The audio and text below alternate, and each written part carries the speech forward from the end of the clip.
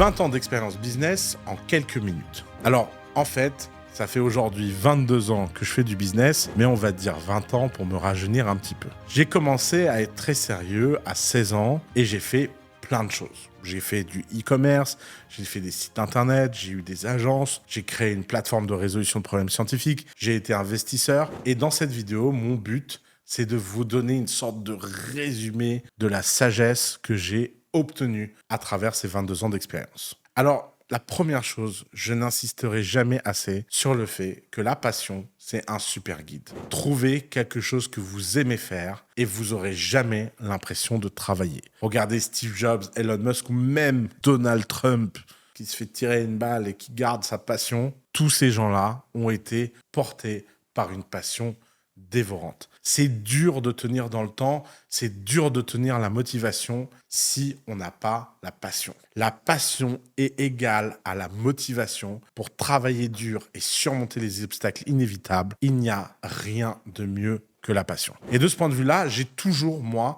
été porté par la passion. Que ce soit la passion de faire de l'argent au tout début, puis la passion d'aider les entrepreneurs à travers The Family. Est-ce que vous pensez réellement qu'il est possible de travailler 90 heures par semaine, faire des dizaines de rendez-vous toutes les semaines, si vous n'avez pas la passion ? La passion, c'est le moteur, c'est le fuel du désir, c'est ce feu sacré que vous avez au sein de vous. Alors évidemment, la passion, c'est pas fait pour tout le monde. Il y a des gens qui n'ont pas de passion. Et dans ce cas-là, mon conseil le plus simple, c'est mettez votre discipline, mettez votre énergie au service de la passion de quelqu'un d'autre. Vous verrez, la passion, c'est contagieux. Quand on n'a pas de passion soi-même, il suffit de trouver quelqu'un de passionné et de prendre un peu de son énergie. Alors, l'autre chose, je pense, c'est commencer par une idée simple. Pas besoin d'une idée révolutionnaire pour démarrer. Commencez par une idée simple et développez-la petit à petit. Trop d'entrepreneurs ont envie de démarrer par des choses trop ambitieuses. Ne créez pas une usine à gaz. Vous allez vous épuiser, vous allez vous démotiver et ce ne sera pas du tout le reflet de votre ambition. Des fois, je reçois des messages de gens qui disent « Ouais, je suis super ambitieux, j'ai besoin de ci, j'ai besoin de ça. » Non, t'es pas ambitieux, tu rêves. La vérité, c'est que l'ambition,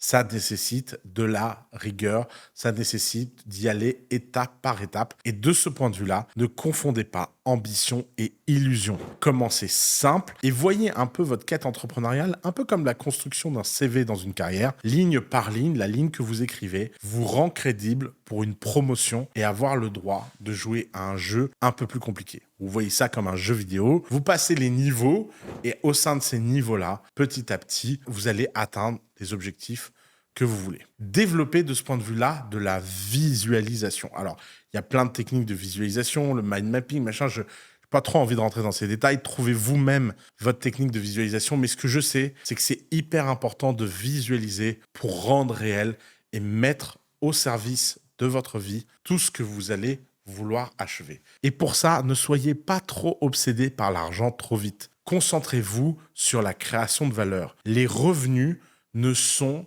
que la résultat et la conséquence de faire un bon travail. Si votre unique but, c'est de gagner de l'argent, vous n'allez pas y arriver. Plus vous allez vouloir l'argent, moins cet argent va être là. C'est un peu comme les gens qui réclament l'amour de quelqu'un d'autre finissent par ne pas avoir cet amour pour la simple raison que ce n'est pas possible d'avoir de l'amour illimité de la part des gens. Alors, soyez flexible et adaptable. Le monde du business est en constante évolution. La concurrence, l'intelligence artificielle, Internet, les réseaux sociaux, tout ça vous met sous pression. Et c'est pour ça qu'il est hyper important d'être flexible et adaptable. Il est important de changer rapidement si vous avez une nouvelle information qui vient changer votre royaume de réalité. Ne pas changer d'avis, c'est l'apanage des cons. Être con, ça tue dans l'entrepreneuriat. De ce point de vue-là, ne considérez jamais rien comme acquis. Restez à l'affût. N'essayez pas de suivre absolument les dernières tendances, mais essayez de vraiment comprendre de quoi vous avez envie